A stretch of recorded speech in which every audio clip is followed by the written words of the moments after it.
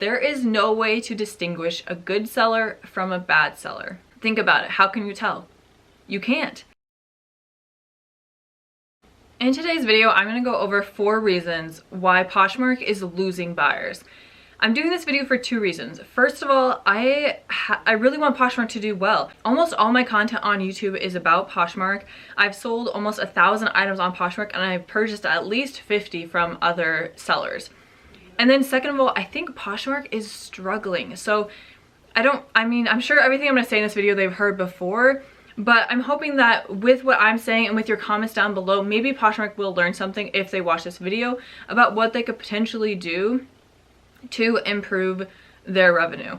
So Poshmark was supposed to IPO in 2019, meaning they were supposed to go from a private company to a public company, but they had to postpone the IPO. I will link an article from Bloomberg in the description of this video, and it basically says that their sales weren't strong enough that they felt comfortable IPOing in 2019, and they decided to postpone to 2020. So the 2 reasons I'm doing this video are that I have a vested interest in Poshmark doing well, and 2, I think Poshmark's struggling, so if this could potentially help them, then that's great. Please make sure after you watch this video, comment below about what you agree with, what you disagree with, and if you think that there's other really important things that should be on this list. Also, please like other people's comments if you agree with them. That way, if Poshmark comes and sees this video, they can go to the comment section to see what other people think as well. Alright, so let's get started. 4 reasons why Poshmark is losing buyers. So, reason number 1 is that they do not deactivate listings from inactive sellers.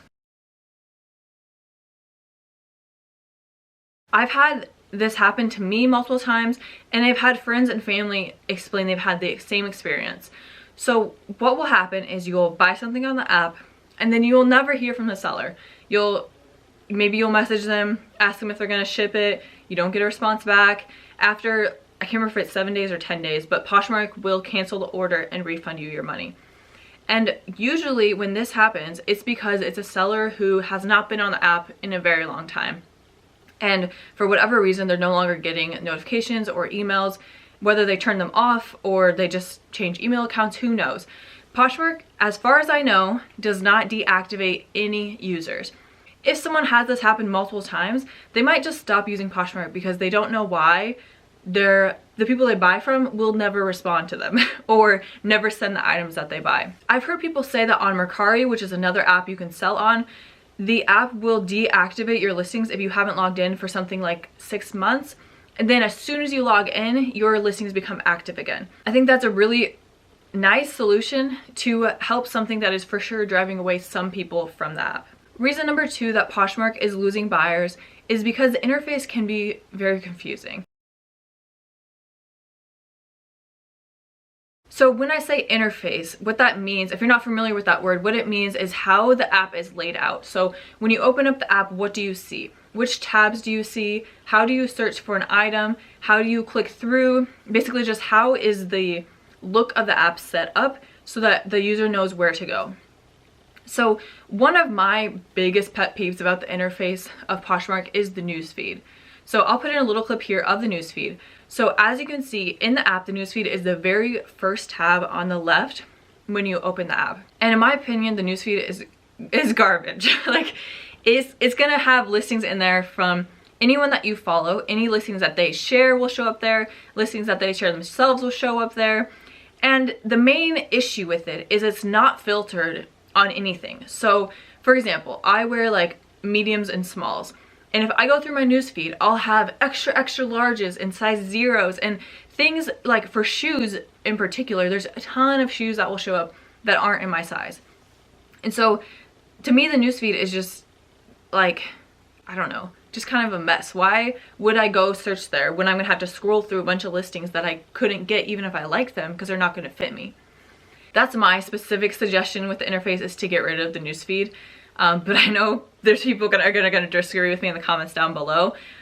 But I think that's like a specific example. A second example of how I think the interface should be changed is change the markets somehow, because I've seen people get stuck in markets. So the markets on Poshmark, there are multiple markets. There's a women's market, a men's market, a kids market, and like home goods. There's tons of markets. And I've seen a lot of people that are new to the app, they'll accidentally click on a market and then they're like, why is there only athletic clothes on this app? Like, I'm trying to find whatever item and all I'm getting are athletic clothes. So my suggestion would be that Poshmark does some more user experience testing to see where people are getting confused. Because I think sometimes people download the app, they try to look for something, they can't figure out how to look for it, or they get stuck in a market, or something happens where they never get to actually finding a listing that they're interested in just because the app confuses them. I think there's a lot of stuff on Poshmark that doesn't really help make sales or make the buyer happier. Like parties, I don't know how much they're really used. The showrooms, I don't know how much those are used, the news feed.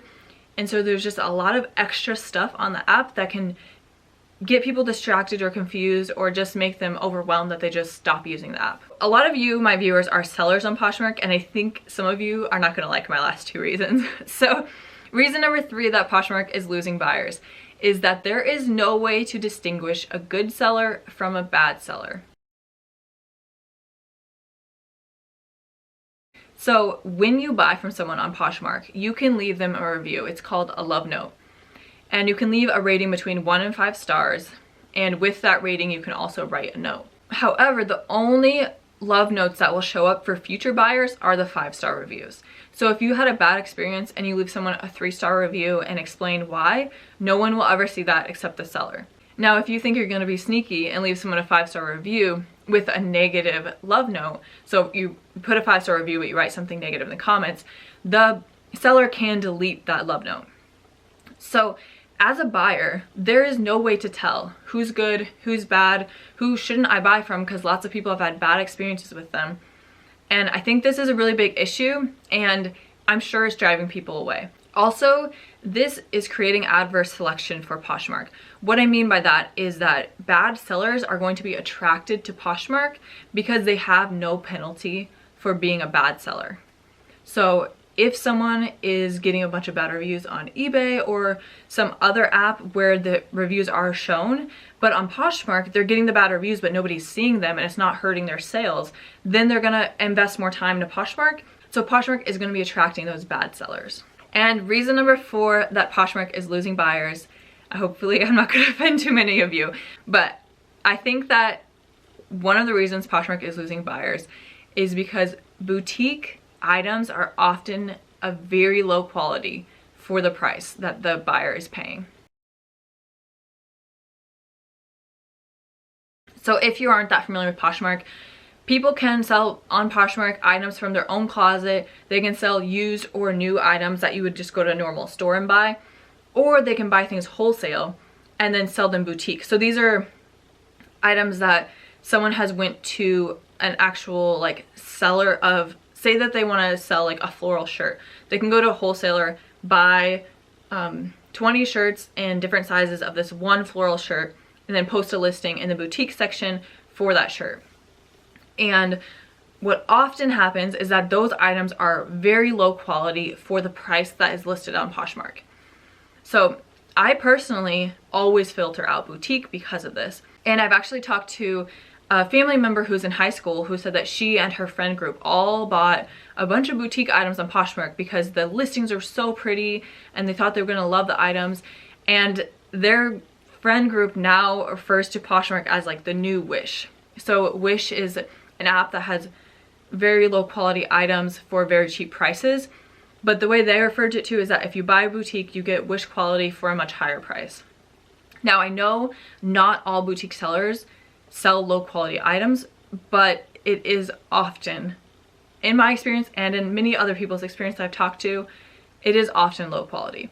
Now, if we go back to number 3, if there was a way to distinguish good sellers from bad sellers, then this one wouldn't be that much of an issue, because if someone was selling low quality boutique items, you could at least see that in their reviews if people were leaving bad reviews. Those are my 4 reasons that I think Poshmark is losing buyers. Number 1, the listings of inactive users are not deactivated. Number 2, the interface has a lot of confusing and not useful elements. Number 3, there's no way to distinguish a good seller from a bad seller.